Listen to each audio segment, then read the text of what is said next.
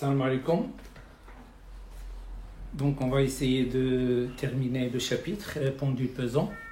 Donc la paragraphe 3, étude énergétique, étude l'énergie, étude énergie potentielle de pesanteur. Donc nous avons un pendule pesant. Donc je vais considérer ici une tige. On a une tige AB ou bien OA.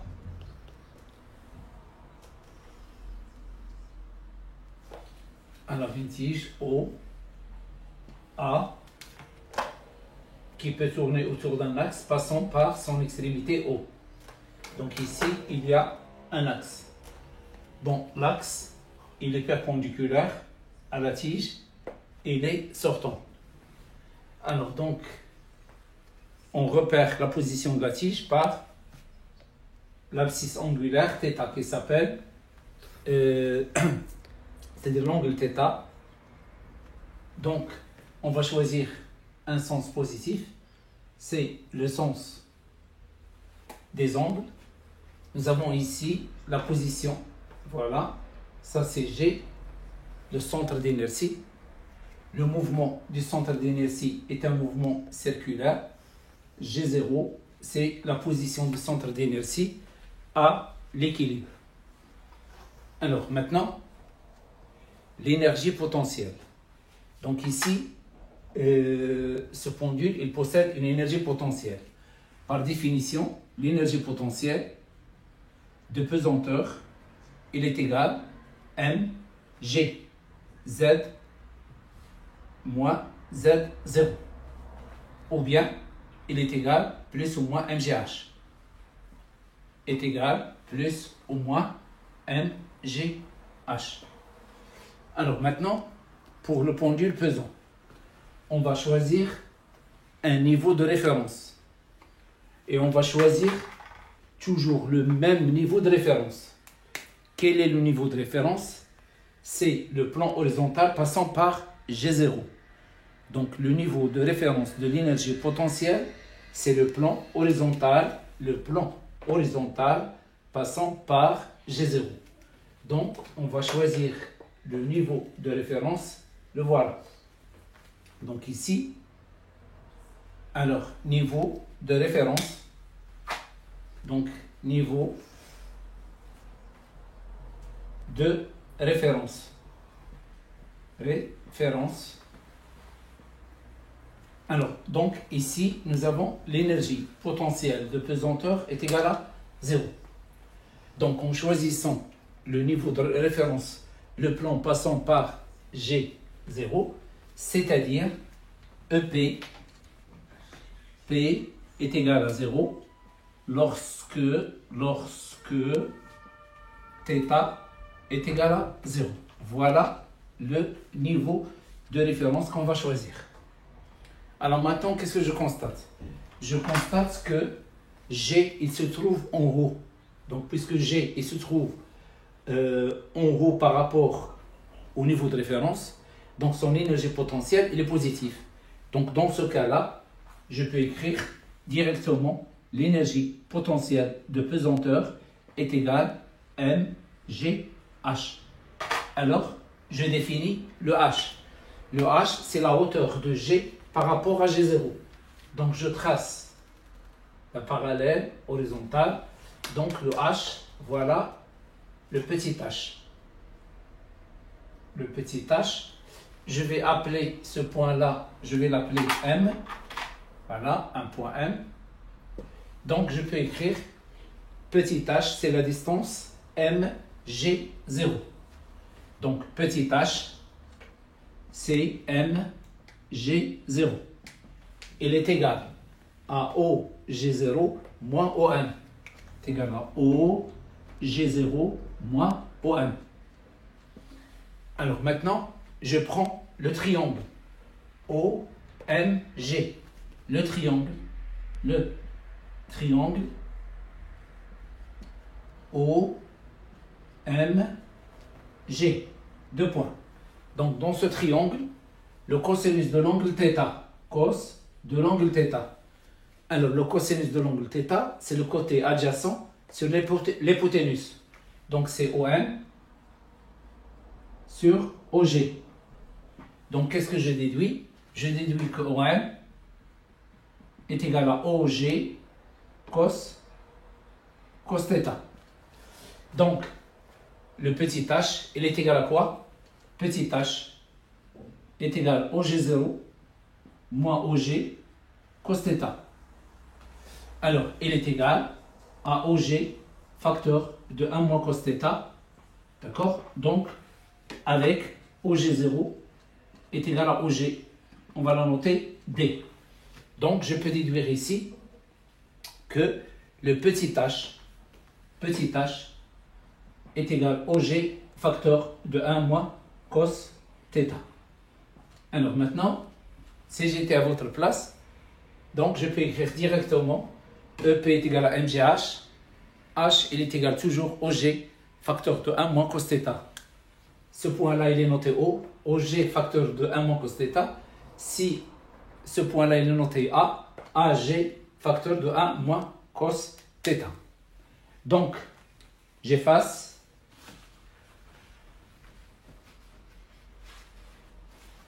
Donc, l'énergie potentielle de pesanteur, donc ici, conclusion, bien, conclusion, directement, l'énergie potentielle, c'est l'énergie potentielle de pesanteur.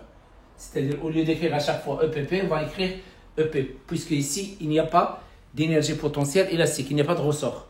Donc, il y a une seule, c'est-à-dire, il y a un type d'énergie potentielle. Donc, il est égal à MGH, H est égal au H est égal au G facteur de 1 moins cos θ. Voilà, vous le remplacez, donc ça devient par définition EP égale MGH, H est égal à OG facteur de 1 moins cos θ, donc EP est égal au G facteur de 1 moins cos θ. Voilà l'expression de OG. Et je regarde ici, si nous avons une tige de longueur L, alors OG, je peux le remplacer par L sur 2. C'est-à-dire, si nous avons une tige de longueur, si OA, il est égal à L, et la tige, il est homogène, d'accord? Alors à ce moment-là, OG, je peux le remplacer par L sur 2. Alors, dans le cas général, je vais garder OG et on va poser OG est égal à D. D'accord? Donc, EP est égal à MG. Alors, OP est égal à MG. Pardon, ici j'ai oublié le MG. MG, OG, facteur de 1. Donc, EP est égal à MGH, c'est MG, OG, facteur de 1 moins cos θ. Donc, le EP est égal à MG, D, facteur de 1 moins cos θ. Alors, cas particulier. Alors, cas particulier. Alors,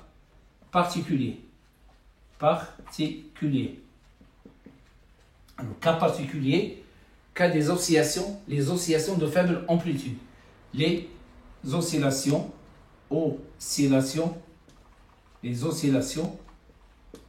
de faible amplitude.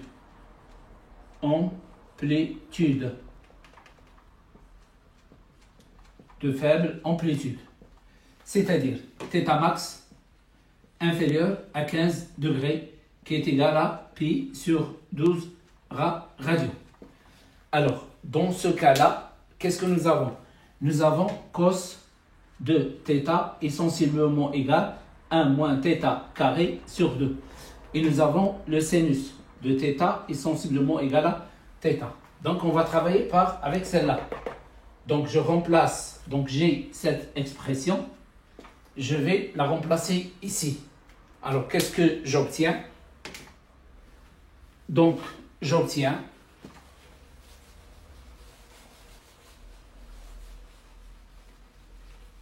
voilà, j'obtiens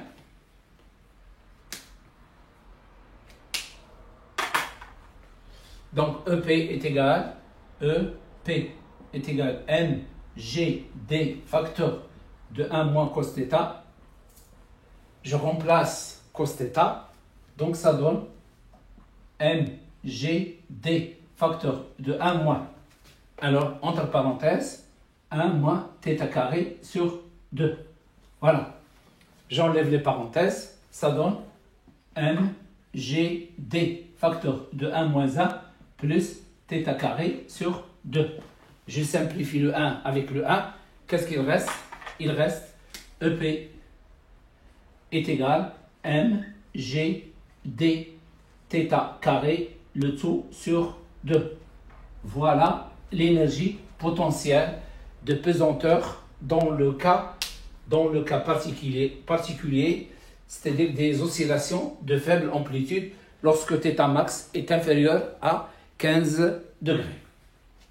Donc ça, c'est l'énergie potentielle de pesanteur. Bon, alors maintenant,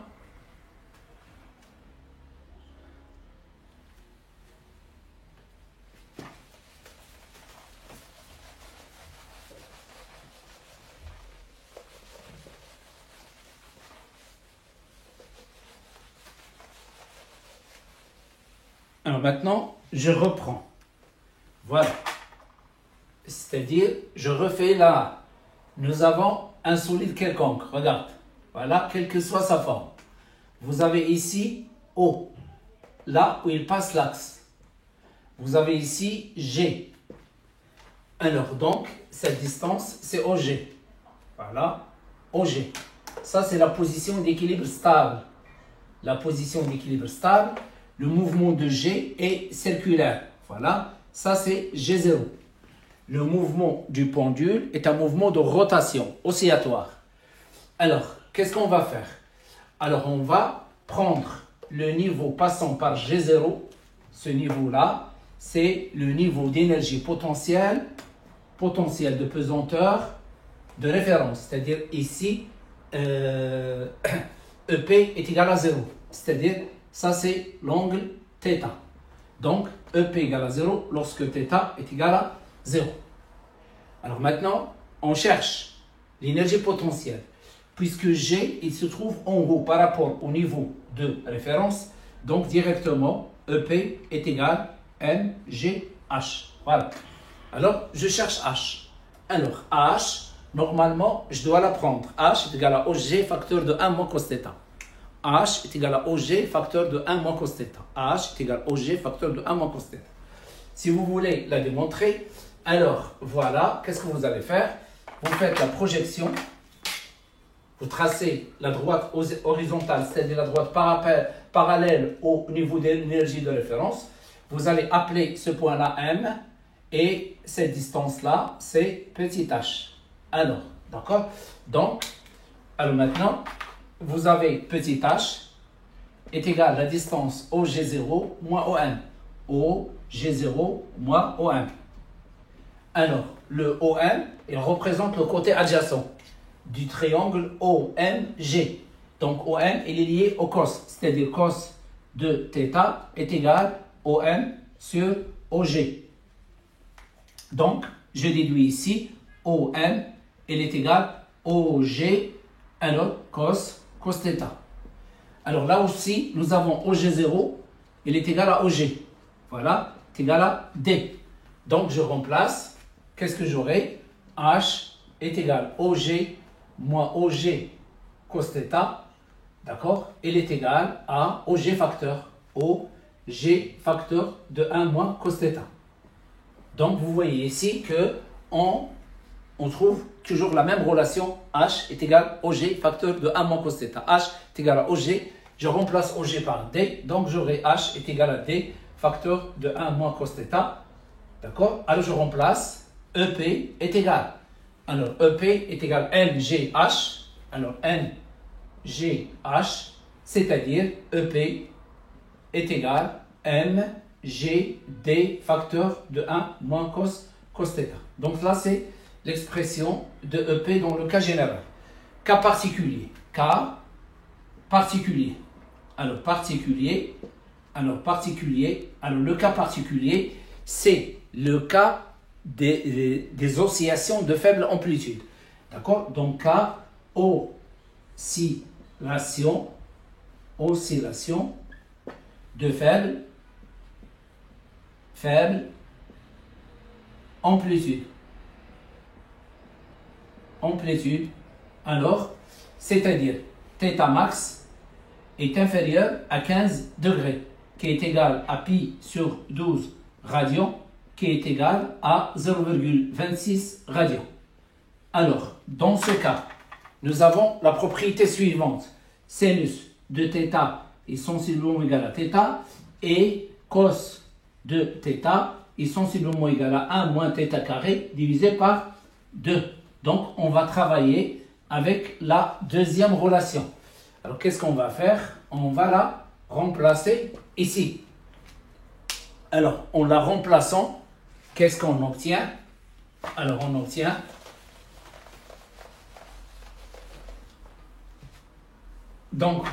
obtient EP est égal à mgd facteur de 1 moins facteur 1 moins θ carré sur 2, voilà. Donc, est égal à mgd facteur de 1 moins 1 plus θ carré sur 2. On simplifie le 1 avec le 1. Qu'est-ce qu'il reste? Il reste EP est égal à mgd divisé par 2 fois θ carré. Voilà l'énergie potentielle de pesanteur pour ce pendule.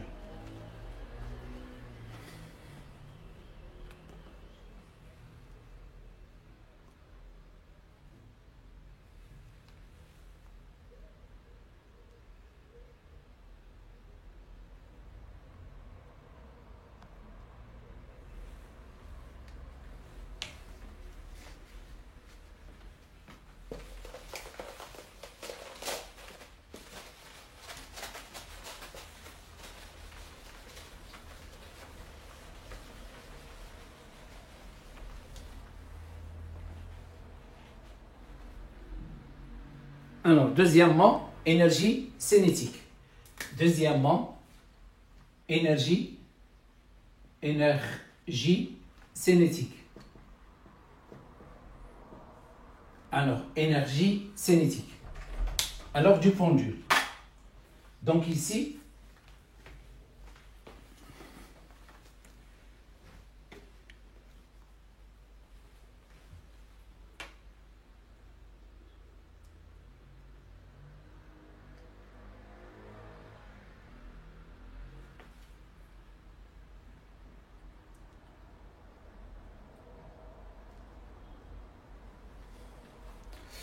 bon, là une remarque, nous avons déjà parlé que la variation de l'énergie potentielle de pesanteur, elle est égale moins le travail du poids. La variation de l'énergie potentielle de pesanteur, elle est égale moins le travail du poids. La variation de l'énergie potentielle élastique, elle est égale moins le travail de la force T exercée par le ressort. Alors, donc, celle-là, elle est réservée à un pendule qui contient un ressort. Par exemple, voilà le ressort, voilà la force. Donc, ici, c'est la force T. Donc, delta EPE est égal moins le travail de T.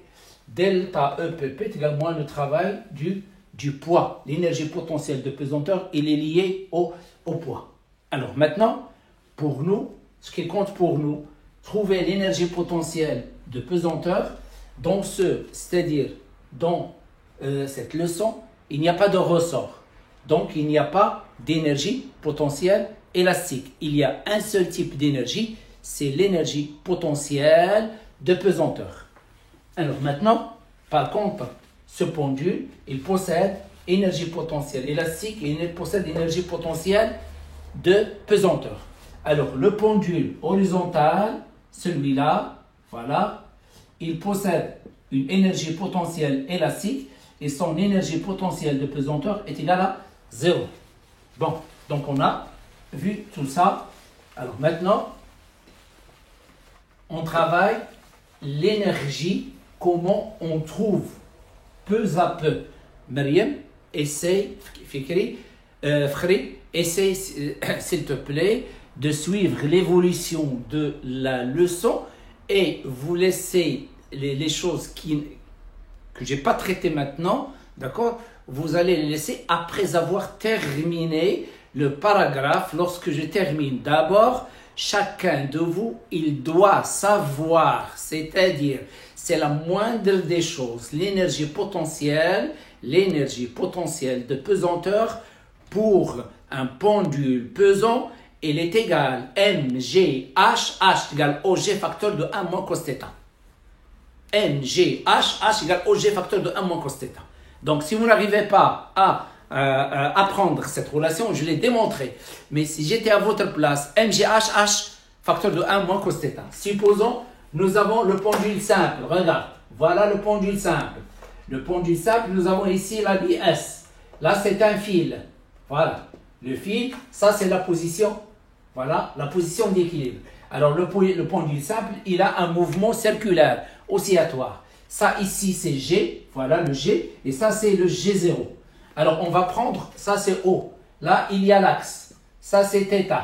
Donc, pour le pendule simple, on va prendre le niveau passant par, voilà, ce niveau-là, c'est le niveau d'énergie potentielle de pesanteur égal à 0. Qu'est-ce que je constate? Je constate que G, il se trouve en haut par rapport au niveau de référence. Ça, c'est le niveau de référence. Donc, EP égale à 0 lorsque θ est égal à 0. Alors, qu'est-ce que je trace? Je trace la parallèle à ce niveau. Voilà. Donc, la hauteur entre les deux. Ça, c'est H. Ça, c'est, voilà la distance H. J'appelle ce point, je peux l'appeler n'importe quoi, B. Alors, point B. Alors maintenant, le H, le EP est égal à quoi? EP est égal à MG, MGH. À quoi est égal H? H, il est égal. Donc, il est égal à OG0 moins OB. OG0 moins OB. Alors, est égal à OG0 moins. Le OB égal à quoi? Est égal à OG cos θ. Donc, c'est égal à OG cos θ. Donc, le H est égal à OG facteur de 1 moins cos θ. Alors, pour le pendule simple, nous avons OG est égal à OG0 est égal à L. Donc, pour le pendule simple, cette distance, c'est petit L. Donc, je peux remplacer. Qu'est-ce que j'obtiens? J'obtiens, alors, donc, qu'est-ce que j'obtiens? J'obtiens,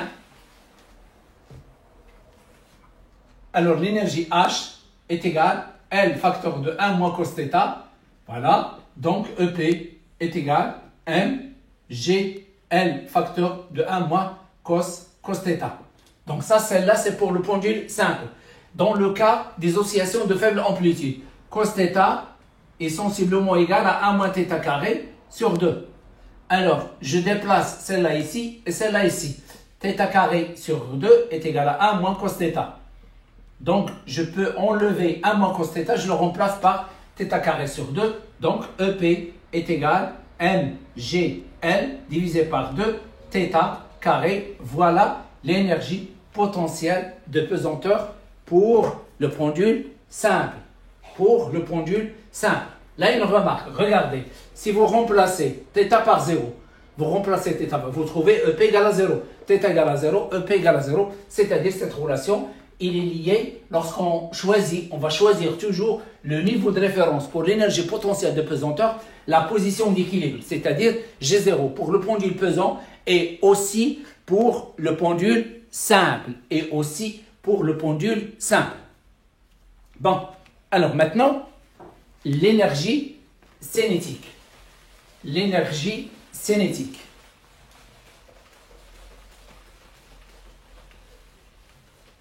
L'énergie cinétique.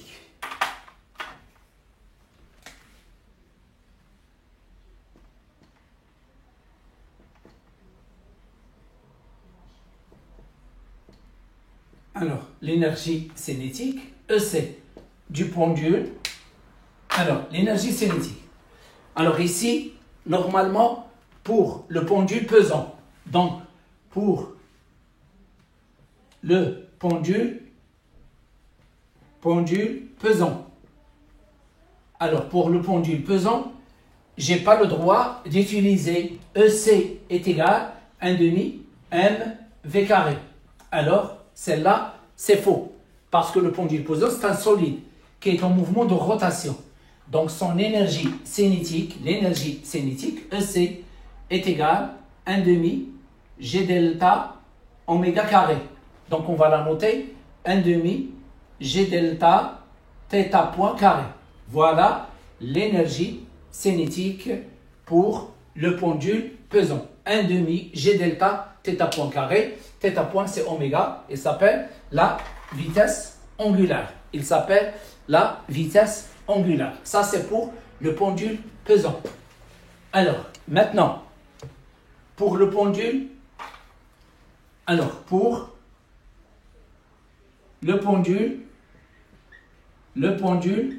simple. Pour le pendule simple,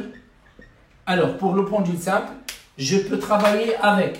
Regarde, nous avons EC est égal à 1 demi G delta oméga carré.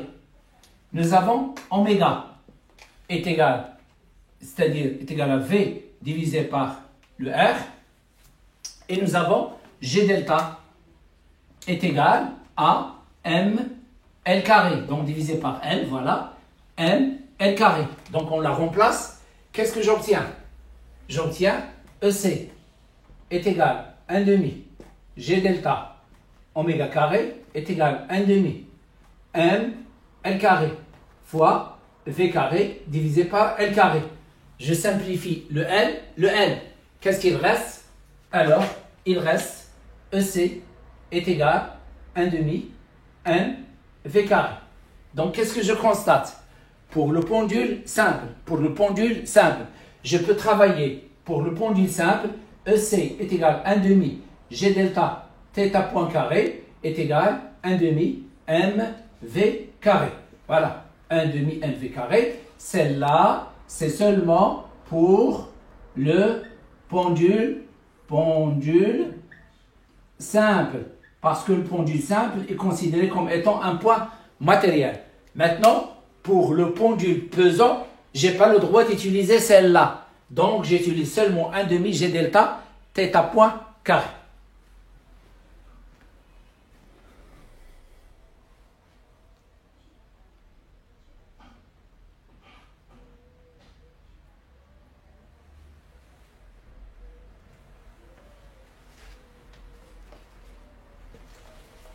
Alors maintenant, l'énergie mécanique. Troisièmement, énergie mécanique. L'énergie mécanique, EM. Alors, par définition, l'énergie mécanique d'un pendule, c'est l'énergie cinétique plus l'énergie potentielle. Donc, je peux remplacer. Alors, donc EM est égal à 1 demi G delta θ point carré, c'est EC. Je peux remplacer EP par, donc je remplace EC, c'est 1 demi G delta θ point carré, et je remplace EP qui est égal à mgd facteur de 1 moins cos θ. Donc, qu'est-ce que j'aurai? L'énergie mécanique, elle est égale à 1 demi G delta θ point carré plus mgd facteur de 1 moins cos θ. Voilà. Maintenant, cas particulier.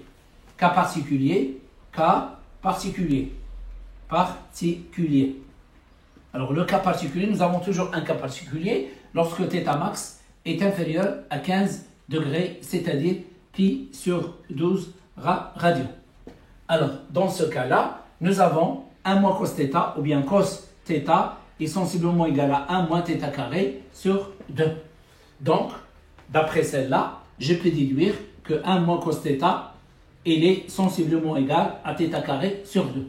Donc, je peux remplacer le 1 moins cos θ, je peux le remplacer par θ carré sur 2 et j'aurai l'expression de l'énergie mécanique dans le cas, l'expression de l'énergie mécanique dans le cas de faible oscillation. Donc, c'est 1 demi G delta θ point carré plus M G D sur 2 θ carré.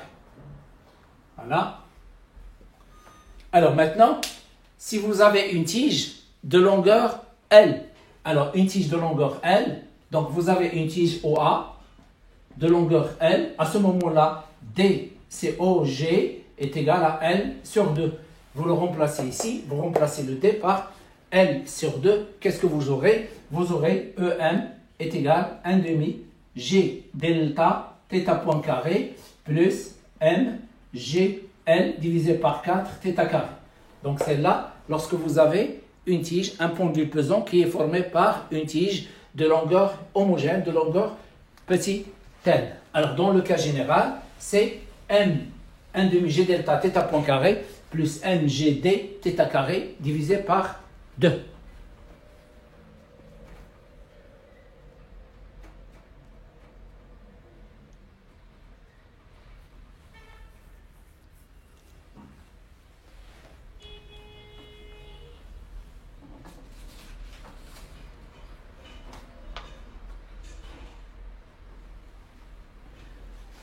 Alors maintenant, on cherche l'équation différentielle.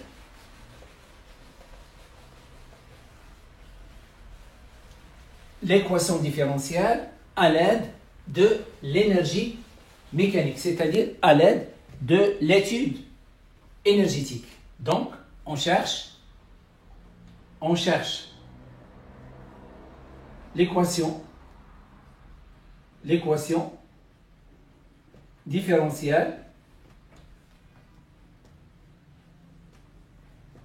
différentielle à l'aide de l'étude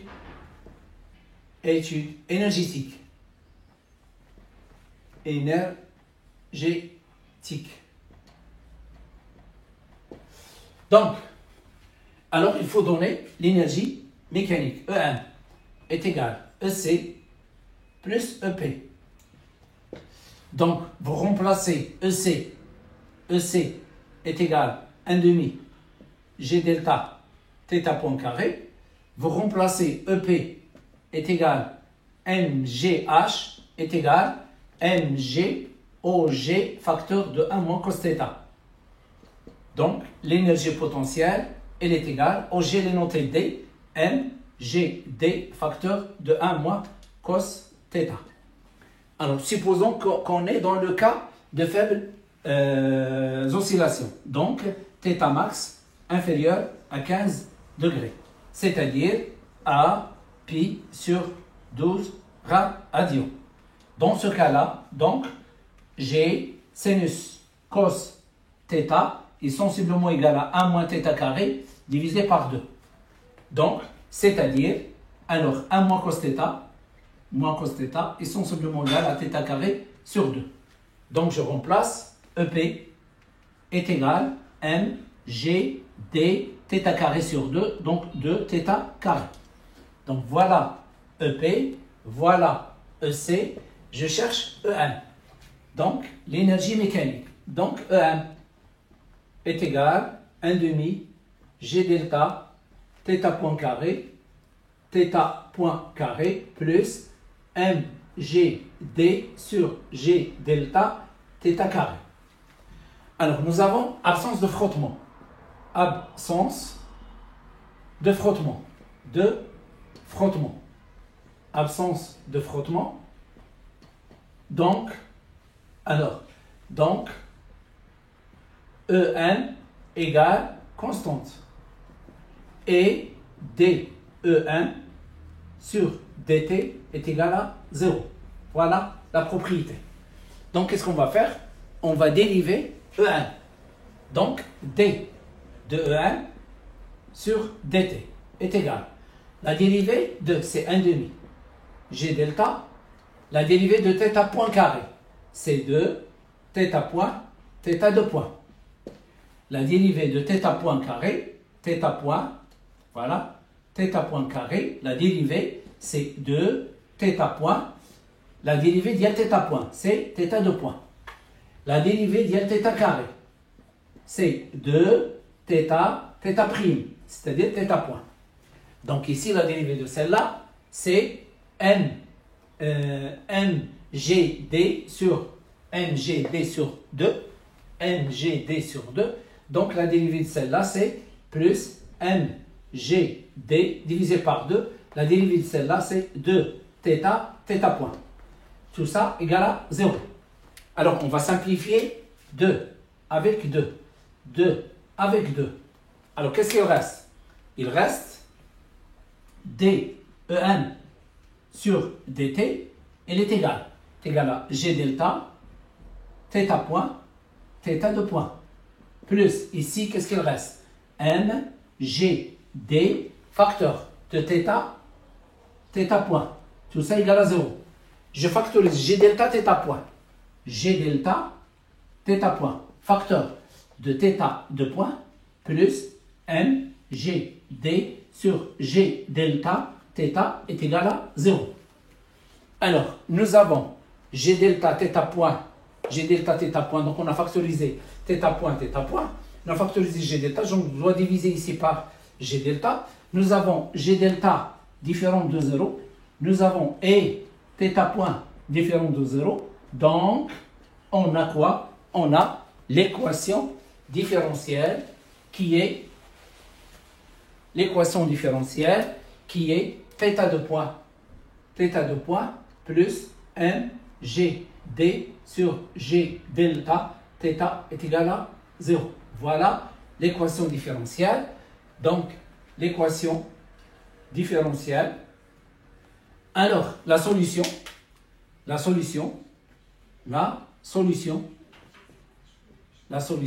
est 2 points. θ de t est égal θ max cos 2pi sur t0 fois t plus phi. Alors, le t0, il s'appelle la période propre. Alors, à quoi est égal t0? À quoi est égal t0? Donc, t0, elle est égale, alors, 2pi, la racine de l'inverse de celle-là, c'est-à-dire g delta sur mgd.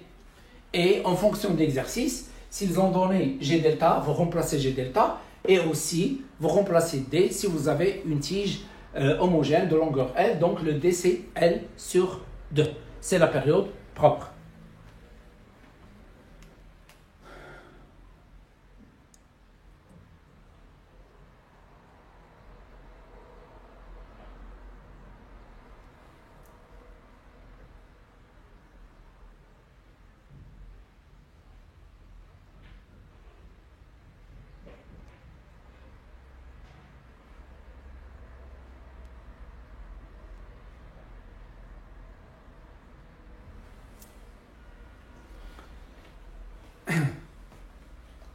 Alors maintenant, les diagrammes d'énergie. Donc ici, on a déjà, c'est-à-dire, on a déjà corrigé ici le 2. Alors, diagramme d'énergie. Les diagrammes d'énergie, donc j'efface.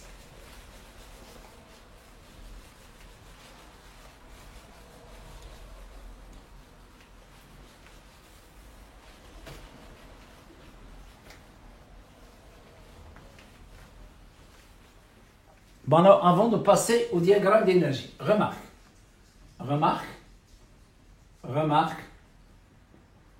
Alors, remarque, supposons ils ont demandé de donner l'énergie mécanique du pendule, mais ils n'ont pas précisé est-ce que nous avons des oscillations de faible amplitude ou non. C'est-à-dire, ils n'ont pas donné θ max. Donc, dans ce cas-là, vous allez écrire EM est égal EC plus EP, Voilà. Alors, vous remplacez, donc EM est égal, EC c'est 1 demi, G delta, θ point carré, et EP c'est M, G, D facteur de 1 moins cos θ. Alors, donc, vous avez celle-là. Et on va vous demander de trouver l'équation différentielle.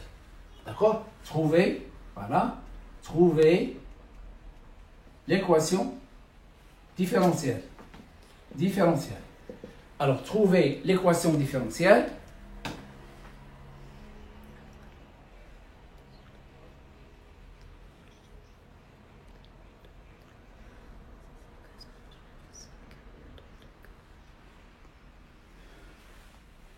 Anwar Saïl.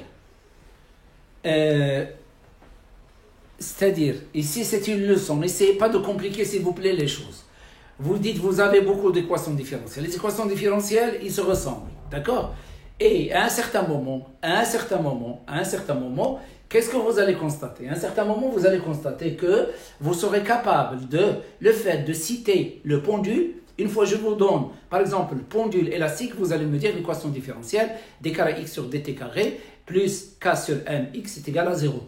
Une fois je vous dis le pendule pesant, qu'est-ce que vous allez dire? Alors, d carré θ sur dt carré, plus mgd sur g delta, θ est égal à 0. Une fois je dis circuit LC, alors vous allez dire, alors d carré uc sur dt carré est égal à 1 sur LC, uc égal à 0. C'est-à-dire, ce sont des équations différentielles que vous allez apprendre facilement. Ils vont, c'est-à-dire, mais attention, mais il faut être en contact avec le cours. ماشي تفرج فيا. Alors تفرج فيا في la séance وتخلي لي la leçon pendant 3 jours ou 4 jours, je dis bon monsieur, j'ai pas bien saisi ou là j'ai pas bien compris. Il faut rester en contact avec le cours. Donc vous êtes obligé de répéter le cours et vous êtes obligé de l'écrire, hein. Ça, c'est une obligation. Vous êtes obligé de l'écrire pour bien comprendre. Et vous êtes obligé de répéter les démonstrations que je fais au tableau. Et parfois, je vous donne ici des choses que vous devez, normalement vous devez, après avoir compris, alors vous devez court-circuiter les démonstrations en connaissant des choses par cœur. Lorsque je vous dis l'énergie potentielle pour un pendule pesant, n'importe lequel, on va trouver MGH, H égale à OG facteur de 1 moins cos θ. Donc, et OG en fonction de l'exercice. Est-ce que vous le remplacez par D, ou bien vous le remplacez par L, ou bien vous le remplacez par L sur 2, ainsi de suite. Donc, maintenant, il reste un troisième pendule. Le troisième pendule, aussi, il a une équation différentielle qui ressemble à celle-là. Mais l'expression de T0, elle est tout à fait différente. Parce que le troisième pendule, on va voir, il y a un autre type d'énergie. Un autre type d'énergie, on va voir, énergie potentielle qui s'appelle l'énergie potentielle de torsion. Alors, maintenant, je reprends. Nous avons, remarque, on vous a demandé d'écrire l'expression de EM. Voilà, vous avez écrit l'expression de EM. Ils n'ont pas précisé, ils n'ont pas donné θ max inférieur à 15 degrés. C'est-à-dire, la valeur de θ max n'est pas connue.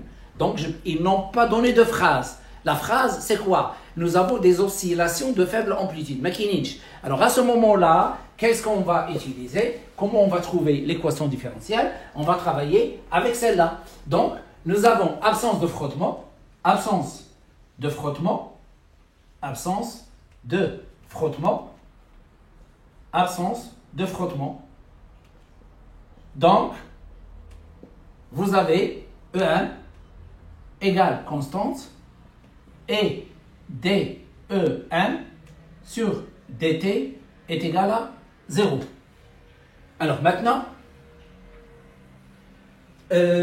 donc j'essaie de faire la dérivée de celle-là. Donc dérivée de E1. Donc dE1 sur dt est égal à d sur dt de 1 demi g delta θ point carré plus d sur dt de mg d facteur de 1 moins cos θ. Voilà. Donc j'ai essayé de faire la dérivation d'une manière, c'est-à-dire avec Cauchy-Bertz. Alors, le 1 demi g delta, je le déplace à gauche. Donc, je fais sortir 1 demi g delta. C'est une constante. dEm sur dt est égal à 1 demi g delta d sur dt de θ point carré plus mgd constante. Donc, mgd d sur dt de 1 moins cos θ. Bon, la dérivée de celle-là, c'est quoi? Donc, elle est égale à 1 demi g delta. La dérivée de celle-là, c'est 2 θ point, θ 2 points. Voilà, θ 2 points. Alors maintenant, plus mgd, facteur. La dérivée de 1, c'est 0. Alors, qu'est-ce qu'il reste? La dérivée de cos θ.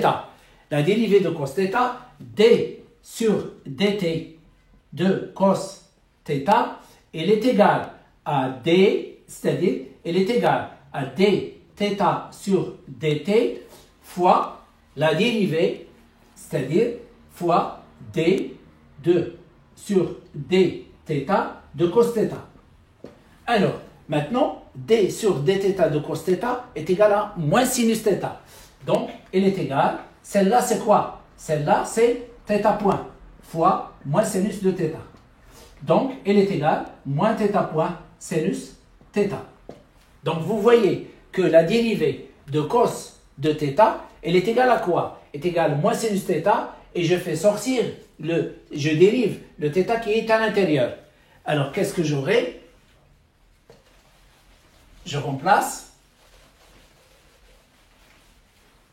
Donc, nous avons la propriété suivante, d de cos θ sur dt est égal à moins θ point sinus θ. Voilà la dérivée de cos θ par rapport au temps. La dérivée de cos θ par rapport au temps. Je remplace, j'aurai d em sur dt, elle est égale à, je simplifie ici 2 avec 2, il reste g delta θ point, θ 2 points, alors plus, alors multiplié par, donc ici, nous avons ici un signe moins. Regardez, donc là, nous avons un signe moins, donc je remplace celle-là ici, j'obtiens plus θ point, alors θ point, sinus θ. Donc la dérivée de 1 c'est 0, la dérivée de cos θ c'est moins θ point sinus θ, avec le signe moins ça donne plus. Donc mgd θ point sinus θ est égal à 0. Alors maintenant, pour les gens par exemple qui vont oublier, ils vont oublier le θ point, c'est-à-dire lorsqu'ils vont dériver le cos θ, ils vont écrire moins sinus θ. Alors, lorsqu'ils arrivent ici, ils vont trouver un problème. C'est-à-dire, ils vont trouver un problème, ils vont trouver ici un θ point, ici, il n'y a pas de θ point. Normalement, il doit y avoir θ point ici et là, pour la factoriser. Donc, on factorise G delta, on factorise θ point. Qu'est-ce qu'il reste? θ 2 points plus mg d divisé par G delta sinus θ, le tout égale à 0. Alors, G delta différent de 0, θ point différent de 0. Donc, qu'est-ce qu'il reste? Il reste θ 2 points, θ 2 points plus mg d divisé par G delta sinus θ est égal à 0. Voilà l'équation différentielle à l'aide de l'étude énergétique. Dans ce cas-là, nous avons trouvé l'équation différentielle dans le cas général. Alors, cas particulier, si et après, ils vont vous donner θ max, vous le comparez avec pi sur 15. Alors, une fois vous constatez qu'il est inférieur à pi sur 15, donc si θ max est inférieur à pi sur 15, alors à ce moment-là, vous écrivez sinus θ est sensiblement égal à θ, et l'équation différentielle, il devient θ 2 points plus mg d divisé par g delta θ égale à 0. Mais là, il remarque, ici, ils ont donné cette propriété après avoir démontré celle-là. Après avoir démontré celle-là.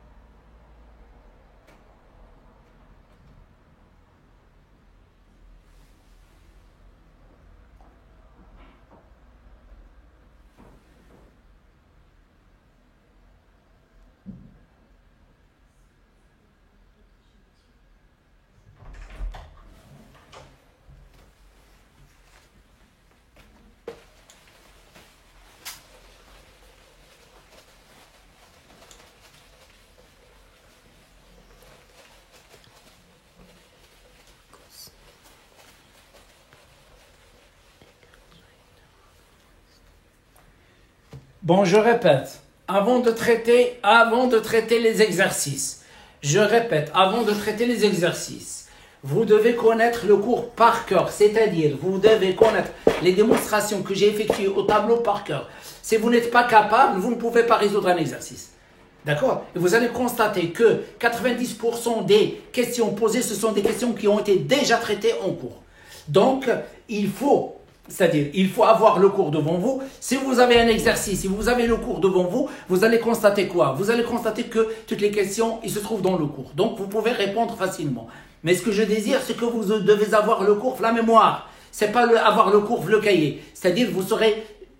L'examen, vous n'avez pas le droit d'utiliser un cahier. Donc, vous devez avoir les informations au cahier.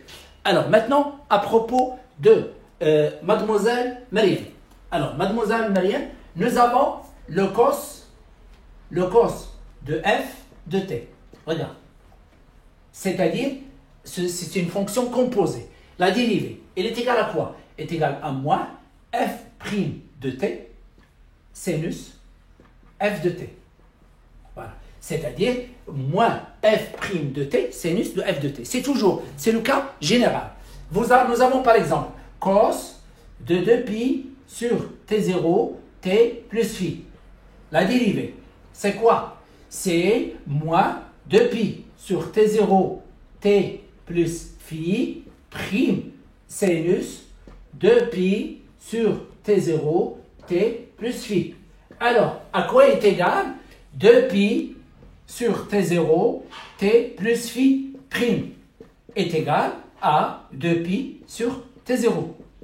Je la remplace ici. Qu'est-ce que j'obtiens? Le cos de 2pi sur t0, t plus phi, voilà, et il est égal, prime est égal à moins 2pi sur t0, alors sinus 2pi sur t0, t plus phi. Alors nous, dans le cas avant, on économise quoi? On économise, c'est-à-dire là, l'expression de cos. Qu'est-ce qu'on dit? On dit, pour dériver le cosinus, il faut changer le cos en moins sin et faire sortir c'est-à-dire le coefficient de t. On fait sortir le coefficient de t. Mais en réalité, c'est pas ça. La réalité, c'est quoi? Il faut faire sortir ce qui est à l'intérieur du cosinus et vous faites la dérivée de ce qui est à l'intérieur et vous le multipliez par le sinus moins sinus de la fonction. Donc, vous avez une fonction à l'intérieur du cos. Donc, vous essayez de faire sortir la fonction. Donc, en maths, vous travaillez avec quoi? En maths, vous travaillez avec cos de x. Prime, c'est moins sinus de x. Mais si vous avez cos de 5x, il est égal à quoi? Il est égal à moins 5x prime, alors sinus 5x. Il est égal à moins 5 sinus 5x. Maintenant, si vous avez cos de 3x carré plus 2x, alors prime. Quelle est la dérivée? La dérivée, c'est quoi? C'est moins facteur de 3x carré plus 2x prime sinus de 3x carré plus 2x. Voilà. Celle-là, la dérivée, c'est quoi? C'est 3 fois 2, c'est 6. C'est moins facteur 6x plus 2 facteur de sinus de 3x carré plus 2x. Alors, c'est la même chose pour θ. Nous avons cos de θ, puisque le cos, θ, c'est une fonction. À l'intérieur, c'est une fonction. Donc, la dérivée, c'est quoi? C'est moins θ', d'accord, de t, sinus θ de t. Alors, et θ', c'est quoi? C'est moins θ point, sinus de θ. Voilà l'expression de la dérivée de la fonction cosinus.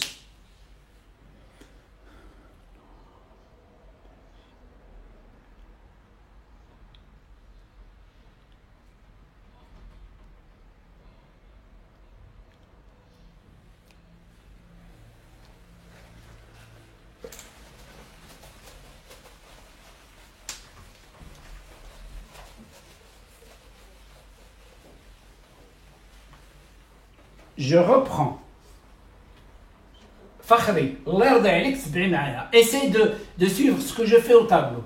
Vous avez cos Alors, je vais utiliser les notations du maths. D'accord? Alors, vous avez la 5x carré moins 3x plus 2. Alors, le tout, la dérivée. Donc ici, vous avez fonction à l'intérieur du cos. La dérivée, c'est quoi? C'est moins, vous faites sortir tout ça. Voilà, 5x carré moins 3x plus 2. Qu'est-ce qu'on fait? Prime. Et je transforme le cos en sin. Sin de 5x carré moins 3x plus 2. Alors, quelle est la dérivée de celle-là? Donc, la dérivée de celle-là, c'est ici moins 2 fois 5, c'est 10x. La dérivée moins 3, dérivée de 2, c'est 0. Sinus 5x carré moins 3x plus 2. Voilà. Alors, maintenant, nous, on a cos de 2pi sur t0, t plus phi. Alors, la variable, qui est la variable ici? La variable ici, c'est le temps, prime. Alors, est égal à quoi? Est égal à moins facteur 2pi sur t0, t plus phi, prime, sinus 2pi sur t0, t plus phi.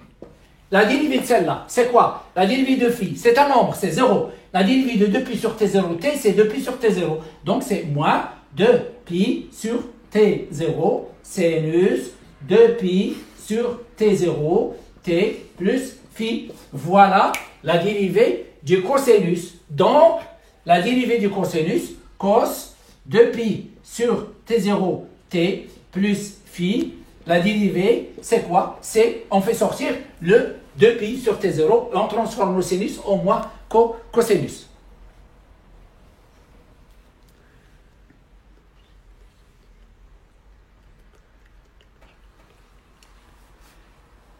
D'accord? Donc, ici, dans le cas général, nous avons le cos d'une fonction f de t. Voilà, à l'intérieur, il y a une fonction. La dérivée, c'est quoi? C'est moins la fonction qui est à l'intérieur, la dérivée de la fonction à l'intérieur, fois sinus de f de t. Voilà la vraie dérivée du cosinus. Bon, donc si nous avons cos de θ, alors prime, le θ, c'est une fonction du temps. Le θ, il dépend du temps. Donc, il est égal à quoi? Égal à moins θ, prime, sinus, θ. Et le θ prime, c'est quoi? C'est moins θ point, sinus θ. Mais si, à l'intérieur, la fonction est affine, c'est-à-dire la fonction est de premier degré. La fonction du premier degré, la dérivée de la fonction du premier degré, c'est le coefficient directeur. Le coefficient directeur de cette fonction qui est à l'intérieur, c'est 2pi sur t0, c'est 2pi sur t0. Donc, on écrit tout simplement moins 2pi sur t0, facteur de sinus de 2pi sur t0, t plus phi.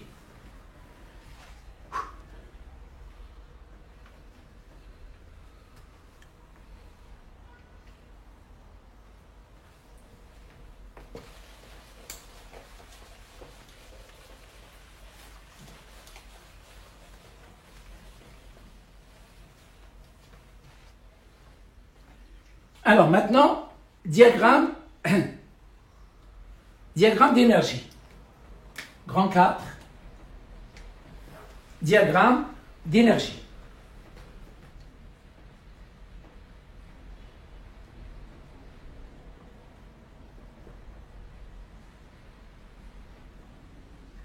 Les diagrammes d'énergie. Alors, diagramme d'énergie. Donc, on va représenter diagramme d'énergie en fonction du temps dans le cas, dans le cas phi égale 0. Donc, dans le cas phi égale 0, alors nous avons EP est égal à MGD facteur de 1 moins cos θ dans le cas phi égale à 0 et θ max inférieur à 15 degrés. Donc, je peux remplacer celle-là par θ carré sur 2. Donc, ça donne 1 demi, ça donne mgd sur 2 θ carré. Alors, nous avons l'équation, nous avons la solution de l'équation différentielle. La solution de l'équation différentielle, θ est égal à θ max cos 2pi sur t0 fois t. Voilà, le phi est égal à 0. Je la remplace ici. Je la remplace ici. Qu'est-ce que j'obtiens? J'obtiens EP est égal à mgd sur 2 θ max carré cos carré 2pi sur T0 fois T. Voilà, ça, c'est l'expression de EP en fonction du temps. L'expression de EP en fonction du temps. Alors maintenant, je vais chercher EC. Alors, EC. EC est égal à quoi? C'est égal à 1 demi G delta θ point carré. C'est égal à 1 demi G delta θ point carré. Alors, le θ, il est égal à θ max cos 2pi sur T0, T plus phi. Alors maintenant, le θ point, la dérivée du cos, c'est moins signe. Je fais sortir, puisque c'est une fonction de premier degré, sa dérivée est égale à 2pi sur T0. Donc c'est moins 2pi sur T0. Alors, θ max, sinus 2pi sur T0 fois T plus phi. Alors, le phi, on a déjà choisi le cas phi égale 0. Alors, on a déjà choisi le cas phi égale à 0 pour les représentations. Alors maintenant, je la remplace ici. Qu'est-ce que j'obtiens? EC est égal à 1 demi G delta, tout ça au carré.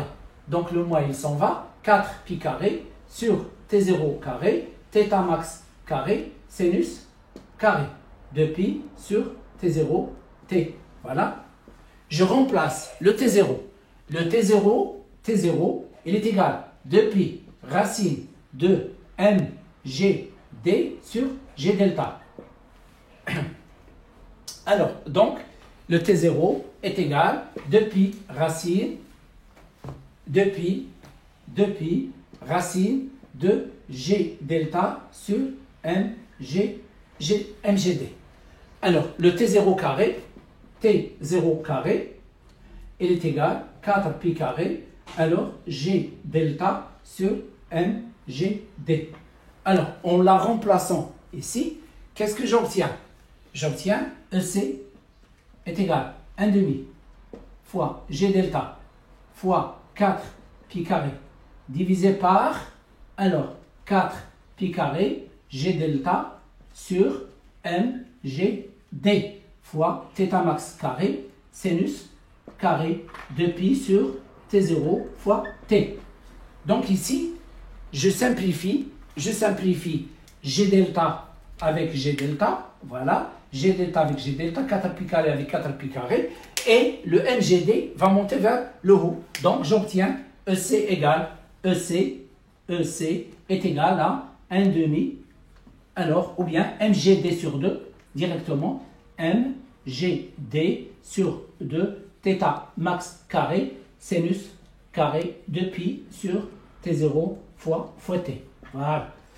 Alors, ça c'est l'expression de EC. Allez, après avoir trouvé l'expression de EP, l'expression de EC, parfois on va vous demander montrer que EM est constante. Montrer que OM est constante. Alors, montrer que EM. Alors, qu'est-ce qu'on va faire? Donc, on va faire là, la somme E1 est égale à EC plus EP. Regardez là. Donc, E1, il est égal à EC, c'est mgd θ max carré, mgd sur 2 θ max carré. Alors, sinus carré, 2pi sur T0, T. Alors, plus EP, c'est mgd sur 2 θ max carré, cos carré 2pi sur T0, T. Voilà. Alors maintenant, qu'est-ce que je constate? Ici, j'ai, voilà, c'est la même chose. Je factorise.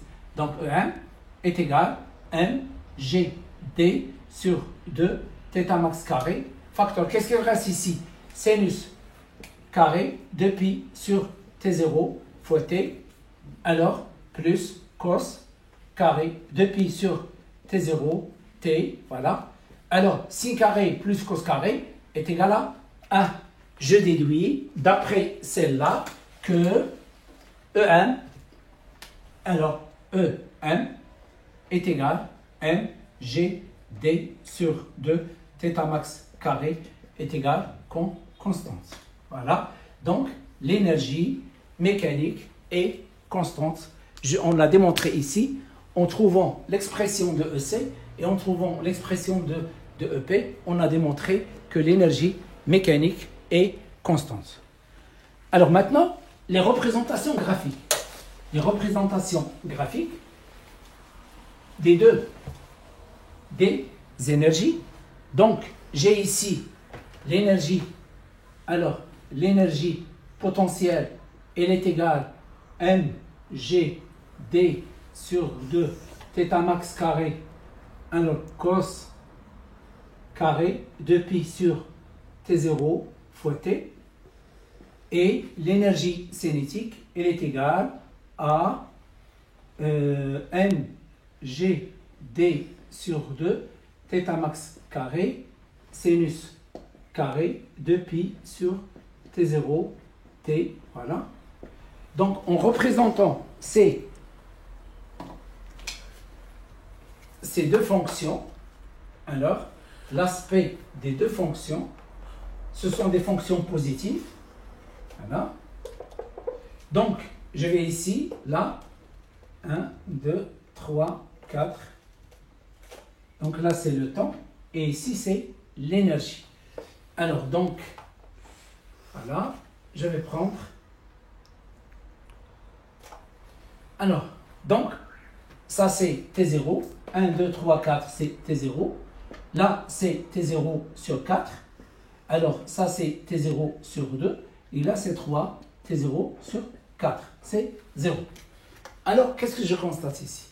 Lorsque je remplace le T par 0, le cos de 0, c'est 1. Qu'est-ce qu'il reste? EP est égal à mg d θ max carré. Donc, je vais dresser ici un petit tableau qui va vous aider à bien assimiler. Donc, nous avons, je dresse un tableau. Donc, dans ce tableau-là,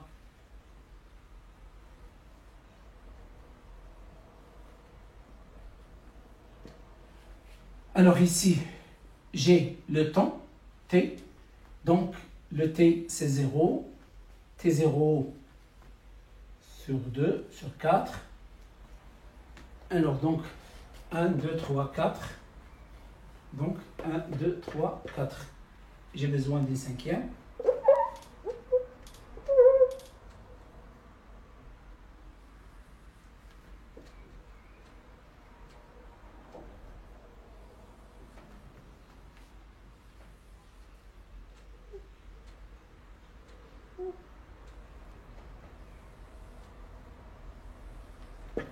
Alors donc 0, T0 sur 4, T0 sur 2, 3 T0 sur 4 et T0. Alors je cherche 2pi sur T0 fois T. Alors je remplace le T par 0, ça donne 0. Je remplace le T par T0 sur 4, ça donne pi sur 2. Je remplace le T par T0 sur 2, ça donne pi. Je remplace le T par T, 3T0 sur 4, ça donne 3pi sur 2. 3 pi sur 2. Je remplace par T0, ça donne 2pi. Alors maintenant, je cherche le cos de 2pi sur T0, T. Le cos. Alors, le cos de 0, c'est 1. Le cos de pi sur 2, c'est 0. C'est moins 1. Alors, c'est 0. C'est 1. Maintenant, le cos carré. Le cos carré de 2pi sur T0, T. Il est égal à quoi? Donc, le cos carré, ou bien, donc le cos carré, il est égal à quoi? Ça, c'est 1, c'est 0, c'est 1, c'est 0, c'est 1. Alors maintenant, l'énergie potentielle, à quoi est égale l'énergie potentielle? C'est égal à cos carré fois mg d sur 2 θ max. Donc ici, en bas, voilà. Voilà. Donc, l'énergie potentielle, donc, c'est mg d sur 2. C'est 0, mg d sur 2. C'est 0, mg MGD sur 2. D'accord? Donc, qu'est-ce que je constate? À t égale à 0, je vais appeler celle-là MGD sur 2. MGD sur 2. MGD sur 2, θ max carré. Θ max carré. Θ max carré. Θ max carré. Θ max carré. Alors, donc, il va commencer par ce point. À T0 sur 4, c'est 0. À T0 sur 2, T0 sur 2, c'est aussi. Donc, je trace une parallèle. Donc, celle-là, voilà. Ici, c'est 0. Et là, il est maximal. Donc, nous avons une courbe.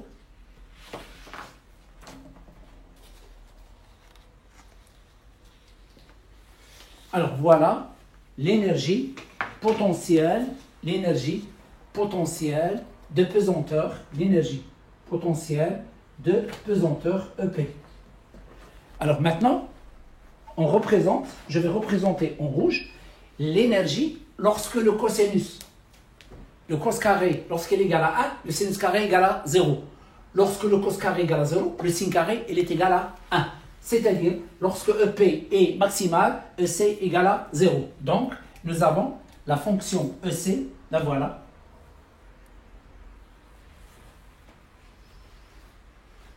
Donc, celle-là, en rouge, ça représente, en rouge, c'est EC. Alors, maintenant, cette droite, voilà, cette droite, il représente EM. Je trace cette droite, il représente celle-là, c'est EM. Et c'est aussi EP max, EC, EC max. Alors, la même chose, si je prends deux sommets du même type, rouge, c'est-à-dire qui appartiennent à la même énergie successive, alors celle-là, ça représente T0 sur 2. Ça représente T0 sur 2.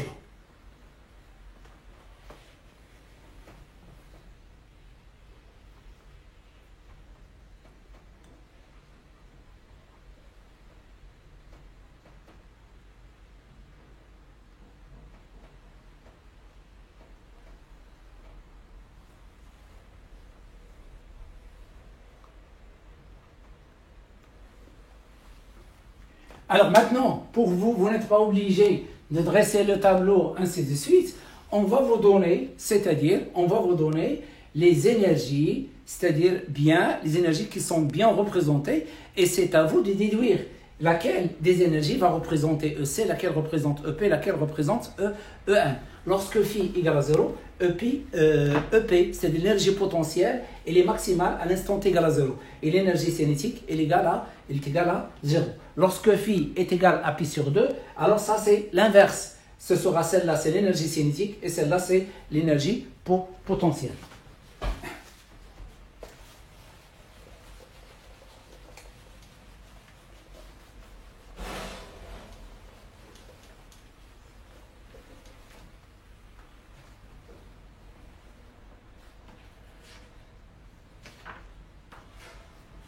Alors maintenant, qu'est-ce qu'il reste? Il reste un autre diagramme. Donc un autre diagramme.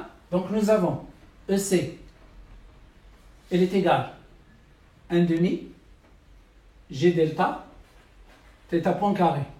Nous avons EP est égal à MGD sur 2 θ carré. Voilà. Alors maintenant, on va représenter graphiquement, donc EP en fonction de θ. Alors θ, il appartient à l'intervalle θ max moins θ max, c'est-à-dire il est compris entre θ max et moins θ max. Voilà 0. Alors lorsque θ égale à 0, EP égale à 0, donc θ égale 0, EP égale 0. Donc il passe par là. Lorsque θ est égal plus ou moins θm, alors EP est égal mgd sur 2 θ max carré. Bien sûr, le carré, il élimine le signe moins. J'appelle celle-là 1/2 mgd θ max carré divisé par 2. Donc, voilà.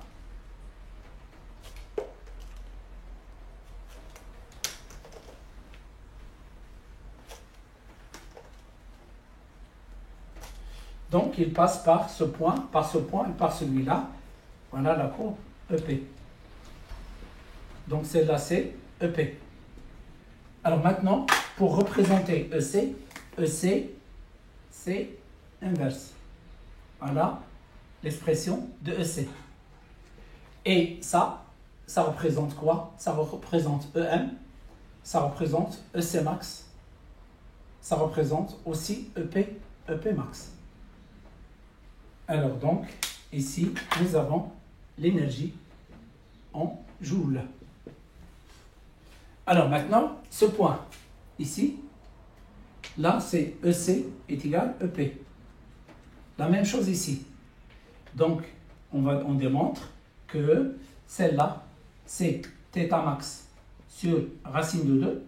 Et on démontre que celle-là, voilà, c'est moins θ max sur racine de 2.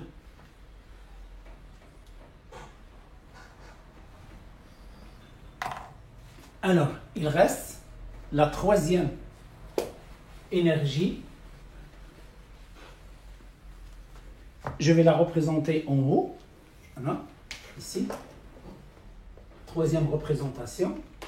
Donc, nous avons ici θ carré en fonction des énergies. Alors, nous avons l'énergie potentielle en fonction de θ carré et linéaire. Donc ça c'est θ max carré et là c'est mgd sur 2 θ max carré. 0. Et celles-là sont croisées, ils représentent EC. Donc ça c'est EC, ça c'est EP et celle-là c'est EM. Voilà les trois types d'énergie pour le pendule pesant. Si vous voyez ici, vous allez constater qu'il ressemble en quelque sorte, donc ici c'est l'énergie en joules. Voilà l'énergie en joules. Il ressemble en quelque sorte aux énergies que nous avons vues pour le pendule et élastique.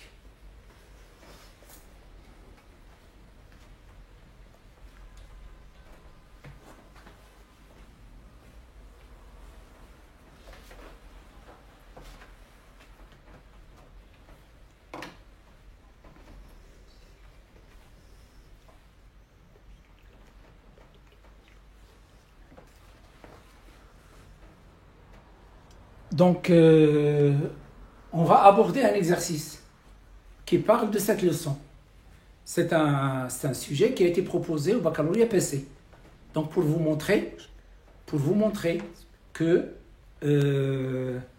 pour vous montrer les questions qui sont posées aux examens et pour savoir quelles sont les parties du cours que vous devez connaître par cœur. Est-ce que vous voulez que je corrige l'exercice aujourd'hui ou bien la séance prochaine? Donnez-moi une réponse.